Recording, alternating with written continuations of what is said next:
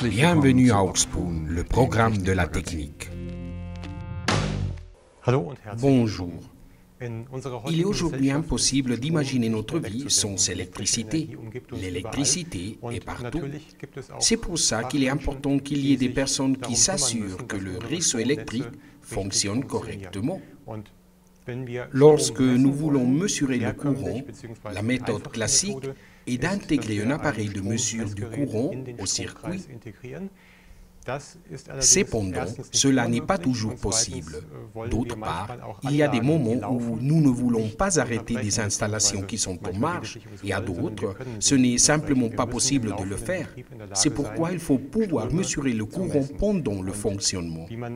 Nous verrons dans cet essai comment parvenir à mesurer le courant sans contact. Voici deux boussoles. L'une est une boussole traditionnelle, comme nous en connaissons bien. Et ensuite, nous en avons une autre, mais en format numérique, intégrée à notre portable. De nos jours, ce type de capteur est intégré partout. À ce propos, voici leur aspect lorsqu'ils ne sont pas montés. Si vous développez vos propres circuits ou vous construisez des systèmes, dans ce cas, ces appareils appelés capteurs à effet Hall sont montés. Ces boussoles mesurent le champ magnétique terrestre. Bien que le champ magnétique terrestre soit une force faible, il y a la force suffisante pour bouger la mécanique de cette ancienne boussole. Bien, si nous nous approchons maintenant, j'ai dit avant que c'est un champ magnétique, si nous nous approchons avec un aimant puissant, nous sommes alors en mesure de tromper la boussole. Vous pouvez voir comme la boussole analogique bouge. Il en va de même ici. Je peux facilement influencer le téléphone numérique. Lorsque nous laissons passer le courant à travers un conducteur, un champ magnétique est alors généré le long du conducteur et, comme nous venons de voir avec l'aimant, nous pouvons le détecter avec une boussole. Je peux vous le montrer. Pour notre essai, nous avons ici une source d'énergie. Je vais alimenter le circuit que j'ai ici avec 5 ampères. Nous voyons un fil de fer fin qui s'étend au-dessus des deux boussoles. Le circuit passe à travers ce fil de fer fin. Regardons maintenant les deux boussoles. Lorsque je le connecte, alors, nous voyons que la boussole numérique a bougé alors que la boussole analogique bouge lentement. C'est volontaire. Les boussoles analogiques sont immergées dans un liquide pour qu'elles bougent lentement, puisque lors d'une randonnée, par exemple, il y a des mouvements constants. Bon, si je le déconnecte maintenant, nous voyons que la boussole numérique surtout se déplace dans une autre direction, celle du champ magnétique terrestre. Cela veut dire que, avec ces boussoles, nous pouvons détecter qu'un courant électrique passe ainsi que son intensité. L'important dans cet essai, c'est que les appareils de mesure sont placés sous un seul fil. Si nous placions la ligne de retour aussi près d'ici, alors les champs magnétiques s'annuleraient mutuellement. Ils circulent dans des directions opposées, aussi bien dans une direction que dans l'autre. En fait, la somme des deux serait égale à 0. Il ne serait alors plus possible de détecter correctement le courant électrique qui passe là. Tout ça ne marche qu'avec le courant continu. Si nous utilisions un courant alternatif, dans notre réseau électrique, nous avons 50 Hz, ce qui signifie que la direction du courant change 50 fois par seconde. Alors, la boussole bougerait tellement qu'il ne serait pas possible de mesurer correctement. Cela s'applique aussi bien à la boussole analogique qu'à la numérique. Cela signifie que lorsque nous voulons mesurer le courant alternatif, nous avons alors besoin d'autre chose. C'est là que nous utilisons les inductances. Nous avons créé ici une inductance. Cela ne signifie rien d'autre que le fil de fer que nous venons de voir ici. Ce même fil de fer, nous l'avons enroulé sur une bobine. Cette bobine a plusieurs tours. Plus la bobine a de tours, plus elle enduit de tension, ce qui nous aide à la détection. Nous avons une autre structure de mesure.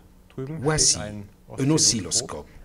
Il est connecté aux deux extrémités à cette bobine ou inductance. Si je prends l'élément que j'ai utilisé auparavant avec les boussoles, si je le tiens et que je l'introduis, si nous regardons l'oscilloscope, nous pouvons constater des pics de tension. Nous voyons clairement qu'il se passe quelque chose. Il s'agit du principe fondamental. Le conducteur électrique coupe les lignes magnétiques et c'est comme ça qu'il induit la tension que nous sommes en train de mesurer. C'est le même effet que nous trouvons dans un générateur de courant, comme la dynamo d'un vélo ou celle d'un grand générateur dans une centrale hydroélectrique pour générer du courant électrique. La bobine se moque complètement si on utilise un aimant permanent pour l'introduire là ou si nous mesurons un champ magnétique alternatif. Lorsque nous introduisons le fil de fer dans cette bobine magnétique, nous pouvons alors mesurer le champ alternatif. Nous ne pouvons pas le mesurer avec cette installation, puisqu'il faut un amplificateur pour rendre visible le courant qui passe à travers. Cela nous amène au principe du transformateur. Nous pouvons le voir à nouveau ici. Voici un ancien transformateur de sonnette. On peut se le représenter et nous voyons que ce transformateur a une bobine primaire et une autre secondaire. Et nous pourrions imaginer que la bobine plus courte ou plus petite n'est en principe qu'une liaison. Cela veut dire que cela serait le conducteur ou câble par lequel passe le courant que nous souhaitons mesurer. Un unique conducteur en fait. Et de l'autre côté, nous avons une bobine de Rogowski qui est grande pour que suffisamment de tension passe. Il s'agit en fait du principe de la pince de courant. Nous le voyons ici entouré de noyaux de fer laminés. Sur le côté, nous voyons la structure laminaire. Grâce à cela, nous réduisons les pertes du courant de Foucault. Il en va de même pour la pince de courant. La pince intègre aussi un noyau de fer, sauf que dans ce cas, il faut l'ouvrir. Elle s'ouvre comme une pince classique, ce qui permet d'introduire le câble par lequel passe le courant et que vous souhaitez mesurer.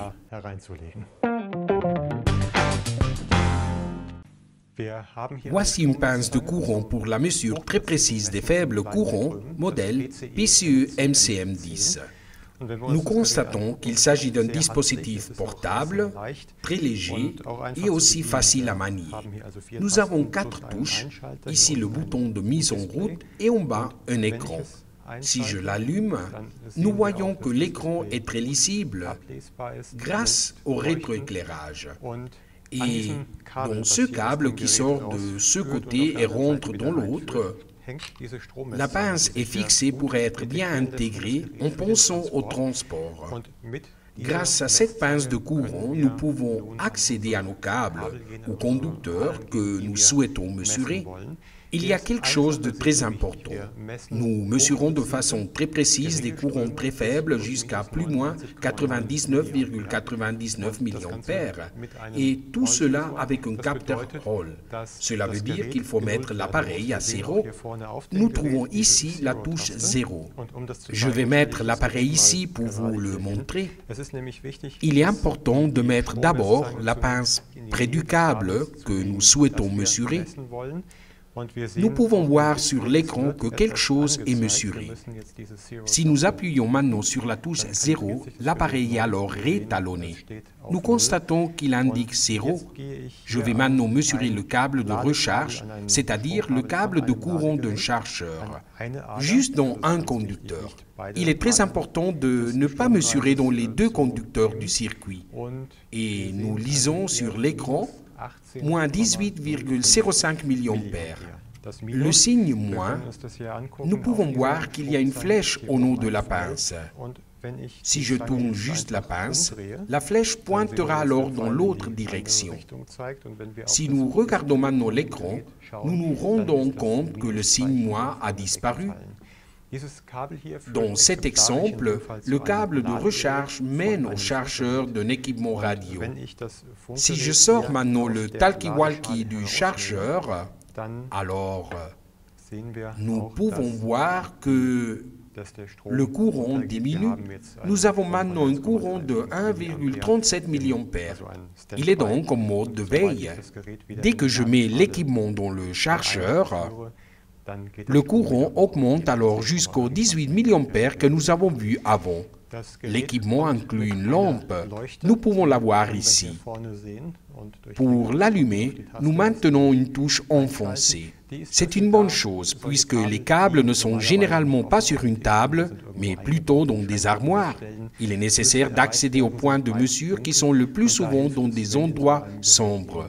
Avoir une lampe intégrée est d'une grande aide pour voir où l'appareil se connecte. Nous avons ici la touche Hold qui fige la valeur actuelle, ce qui permet de la noter facilement. Cet appareil fonctionne sur pile et a une autonomie de 40 heures. La précision au moment de mesurer est de 0,3%. En conclusion, il s'agit d'un bon appareil pour les personnes qui doivent mesurer des faibles courants, le PCE MCM10. Voici la pince de courant PCE CTI10. Un appareil pour mesurer des courants élevés, courant jusqu'à 1000 A et la tension jusqu'à 1500 volts. Les courants, nous les mesurons avec la pince.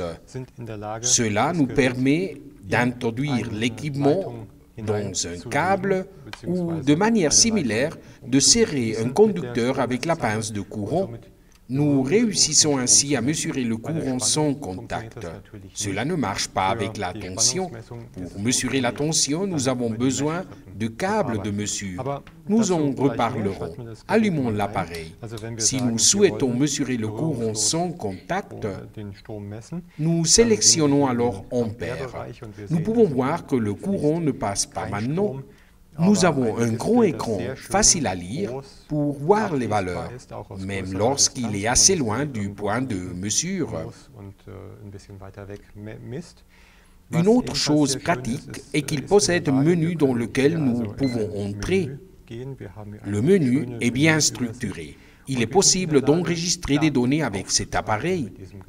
Nous avons ici le point début de l'enregistrement, mais nous pouvons aussi récupérer les valeurs. Et si nous observons la dernière mesure que j'ai faite, nous voyons la courbe de courant d'une machine que nous avons allumée. Ce radiateur que nous allons voir plus en détail. Il augmente lentement sa puissance. Nous l'éteignons peu après et nous voyons comme la courbe du courant commence à descendre. La courbe est bien visible. Il est intéressant de la voir sous forme de graphique. Il inclut les fonctions typiques d'un multimètre comme par exemple la mesure des diodes et de résistance. Nous pouvons mesurer la température puisque un capteur de température est inclus. L'appareil fonctionne sur batterie. Cela veut dire qu'un chargeur que nous pouvons voir ici est inclus. Nous introduisons la batterie et nous la chargeons. Voyons voir ça maintenant. Je vais allumer ce radiateur. Bien qu'il fasse du bruit, nous voyons que l'écran n'indique aucune valeur. Pourquoi? J'ai mentionné avant que cet appareil mesure des courants élevés et le radiateur n'est pas encore en marche. Il ne fait que du bruit. Il souffle mais ne chauffe pas encore. Si j'active la fonction de chauffeur, nous voyons alors que les valeurs sur l'écran commencent à changer. Le radiateur augmente lentement la puissance et nous mesurons un courant de... Eh bien, récemment, il était de 4 ampères, mais maintenant il descend parce qu'il fait déjà assez chaud dans le studio et donc il n'a pas besoin de chauffer autant. Je crois qu'il y a un mode manuel, ce qui nous permet d'indiquer que nous voulons plus de chaleur. Nous éteignons ensuite le radiateur et le ventilateur pour qu'il y ait moins de bruit. Nous parlons d'un appareil bien conçu. Nous pouvons connecter ici en bas directement les câbles pour la mesure de tension. Nous devons maintenant sélectionner la mesure de la tension. L'appareil se réinitialise et s'étalonne. Nous observons une tension de 231 volts, la tension que nous avons dans notre réseau électrique. Grâce à cette sélection, je peux mesurer la fréquence qui, dans notre région, est généralement de 50 Hz environ. Bien, en conclusion, nous parlons d'un appareil qui intègre de nombreuses fonctions. La mesure du courant sans contact offre plus de sécurité. Le PCE CTI-10. Voici le PCE GPA50. Nous parlons d'une pince qui permet de mesurer le courant, non seulement en une phase, mais aussi en 3 phases. Et elle a une plage de mesure jusqu'à 600 volts et 2000 ampères. Comme toujours avec une pince de courant, on introduit le conducteur à l'intérieur de la pince. Nous allumons alors l'appareil. Je tourne l'écran vers la caméra pour que nous puissions le voir. Il est en train de s'allumer. Les données apparaissent ensuite, même si nous ne mesurons rien pour l'instant. Voici un radiateur que nous avons connecté. Lorsque nous activons le ventilateur, nous ne mesurons rien non plus parce que cet appareil mesure des courants très élevés. Vous pouvez mesurer jusqu'à 1000 ampères, mais par contre, pas des courants si faibles. Si j'allume le chauffage, nous pouvons alors voir maintenant que 3 ampères passent, correspondant à 4, 4,5 et 5 ampères. Mais nous ne sommes pas encore en train de mesurer la tension ni la puissance. La mesure de tension ne peut pas être faite avec la pince. Il faudra plutôt travailler avec les câbles de test conventionnels. Je les connecte dans les prises correspondantes. Je peux voir maintenant les autres valeurs. Nous constatons que la tension atteint presque 228 volts. Le radiateur consomme actuellement 942 watts.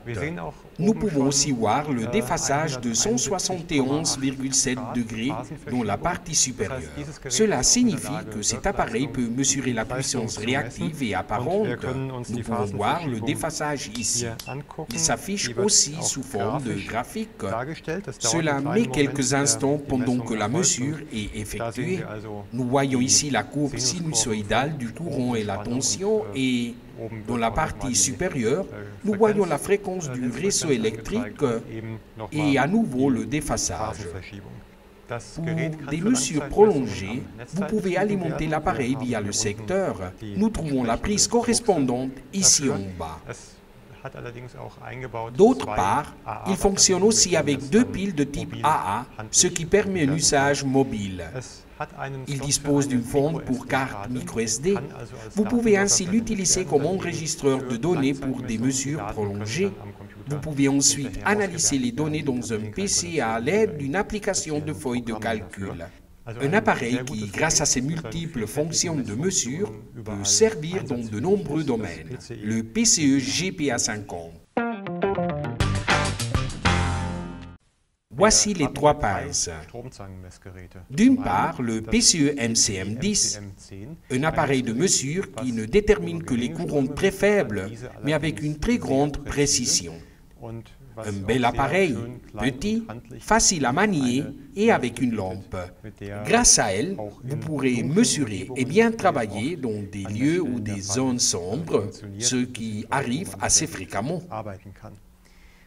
Ensuite, le PCE CTI-10, un appareil qui mesure les courants très élevés et qui peut mesurer aussi la tension. Il dispose d'un écran graphique facile à lire qui intègre en plus un Bluetooth pour le connecter à un terminal. Il existe des applications pour Android et pour iPhone.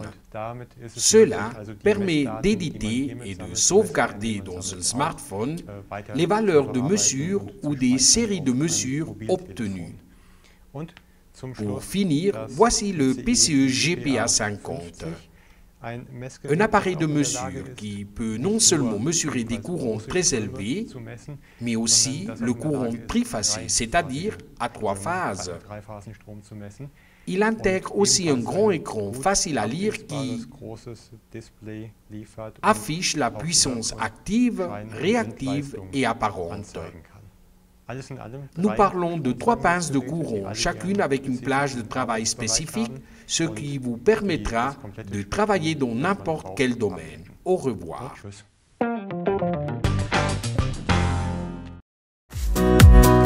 Découvrez et commandez nos instruments de mesure sur notre site www.pce-instrument.com.